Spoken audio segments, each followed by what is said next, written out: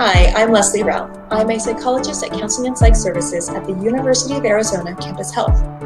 I want to share some tips with you today about recognizing the signs of anxiety and panic, talking somebody through anxiety, and a simple three-part breathe, redirect, do strategy for finding relief from anxiety, whether that's your own or somebody that you're helping. This pandemic has been a time of great uncertainty and change, from the very beginning to the stage that we're in now and whatever lies beyond.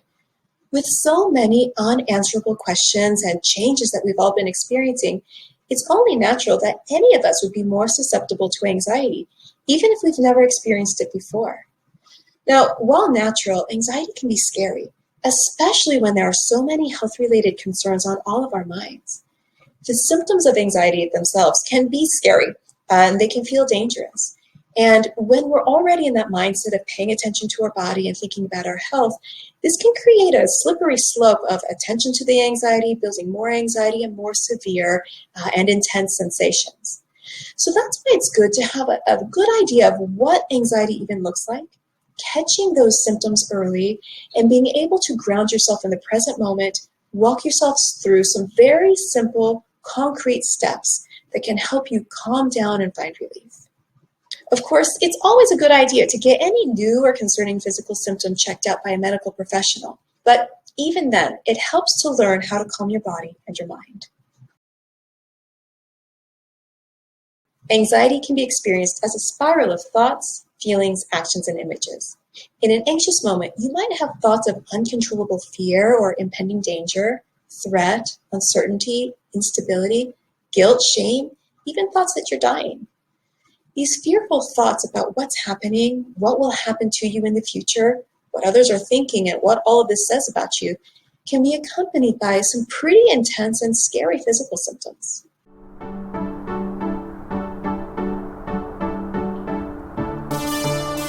While these can be scary, this is just a sign that your body is at work trying to keep you safe. In fact, these are part of your fight, flight, or freeze response, and in a truly dangerous situation, they could save your life. The trouble is, when we're not in a life-threatening situation trying to, say, fight off a bear or run away, our body isn't able to use all of the adrenaline responsible for these changes in a productive way. And the result is we sit in our own pool of adrenaline, becoming more and more uncomfortable and more anxious about what's happening. So if you notice these symptoms in yourself or somebody else, know that the goal is to slow the momentum of these symptoms down and regain your footing. If you're helping somebody through anxiety symptoms like these, one of your most important jobs is to stay calm yourself. Get down at eye level with the person you're helping and ask if it's all right to help. Don't take their reaction personally. Remember, they're having a really tough time at the moment. Ask the person you're helping if they've ever experienced anxiety or panic before, and if there's anything that you can do to help them use any of the coping skills they already know. They may have their own list of tried and true methods of coping, but it can be hard to remember in the midst of a panic attack. Calmly help them think through the things that have helped them in the past, or walk them through the steps we'll talk about in just a moment. Let the person you're helping know that these are normal symptoms of panic and they will subside. But try to stay away from repeating phrases like "don't worry" or "everything's fine." Remember that a person who's experiencing panic most certainly does not feel fine or safe, and it can feel pretty invalidating for somebody to repeatedly tell you to just calm down. Instead, give the person some concrete steps to take, and be sure to take them with them. So, for example, the two of you would take long, slow, deep, controlled breaths together, or name 5 things you can see. And when in doubt, you can always remember these 3 steps: breathe, redirect, do. This breathe, redirect, do strategy can help ground you when you're feeling anxious. Now, before we go forward, it's important to note that the goal of these skills isn't actually to feel good or happy. So don't judge your success in these steps by how normal you feel. In fact, after an intense bout of anxiety, there's often this sort of washout period of discomfort and feeling off. Your body has to deal with that adrenaline it just released, and it takes some time to calm down and come back to a resting state. Think of these as baby steps toward relief. Any of these skills can be mixed and matched and stacked up one on top of the other. So take it in stride, try one thing at a time. If it doesn't work, move on. And if it does work, maybe try it again. Step 1 is to breathe. One of the best things you can do when you're anxious is to practice slow, controlled breathing. Even just consciously engaging in normal breathing without doing anything special can help settle your nerves. But here are some tips for how to breathe, especially if you're prone to hyperventilation. So breathe in through your nose, out through your mouth, and make your exhale longer than the inhale. A great exercise for this is the 4-7-8 breath. Breathe in for 4 counts, hold your breath for 7 if you can, and exhale for 8. Again, the idea is not to be exactly 8 counts, but to make your exhale longer than the inhale. It's also a great idea to try to hold your breath a bit before you exhale and pause just a little bit before you inhale again. The best kind of breathing is called diaphragmatic breathing, or breathing into your belly. Now, simple physical prompts to help you remember this is to just place your hands on your belly and just notice the way it feels to breathe and feel your belly moving against your hands.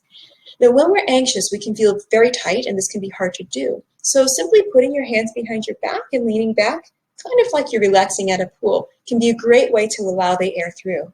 Even better, imagine yourself at the pool relaxing on a sunny afternoon. Step 2 is to redirect your focus to the world around you and envision yourself feeling good. You see, when we're anxious, we tend to get tunnel vision and hyper-focus on a scary thought, image, idea, or physical sensation. And the more we do this, the more anxious we become. So you can use your senses and your attention to redirect your awareness back out, away from whatever the object of your hyperfocus is. You can take a step further and then imagine yourself in a really positive, soothing, or confident place and see yourself in your mind's eye feeling really, really good. So here are some really simple ways to redirect your attention. Easy one. Choose a color that you like and count how many items of that color you can see in the world around you. You can also use vision to engage your peripheral vision. So look out as far as you can ahead, to the horizon if possible, and without staring, just lightly rest your gaze there. Engage your periphery. Notice how much of the world around you, up and below, that you can see without moving your head. You can listen.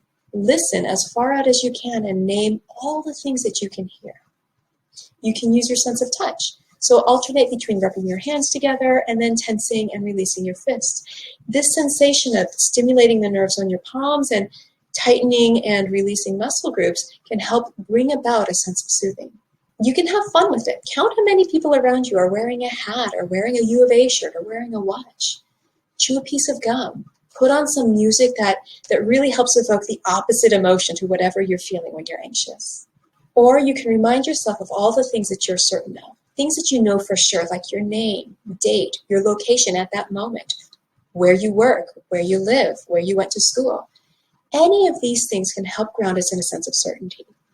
Now, as I said before, we can also use our own imagination to redirect our attention and envision ourselves in our mind's eye feeling really good or being in our happy place. So, for example, you might just envision yourself in a calm, happy place, someplace that you really like to be. Get really vivid with it. Look around your environment and name all the things that you can see, hear, smell, taste, touch. You can also envision yourself in that place, or even where you are right now, feeling really confident, feeling really calm or really happy. Doesn't matter if you don't actually feel that way. Just imagining yourself, picturing how you look, picturing how you feel, how you move when you feel that way, can help elicit those positive emotions. And that brings us to step 3, which is do. Give yourself a fun diversion, or at the very least, a distraction. You can redirect your attention away from that hyperfocus and broaden it out with a task that's not compatible with worry and panic.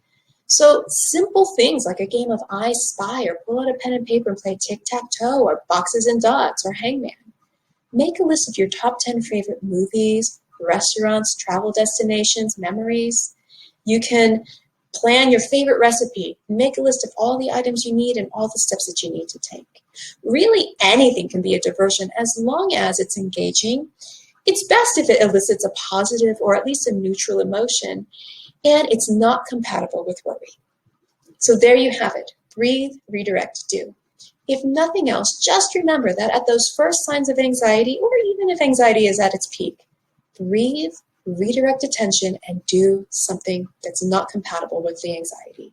You can find all of these tips and some additional resources that we've collected and a nice, handy, downloadable PDF of the steps that we've covered today at health.arizona.edu/calm.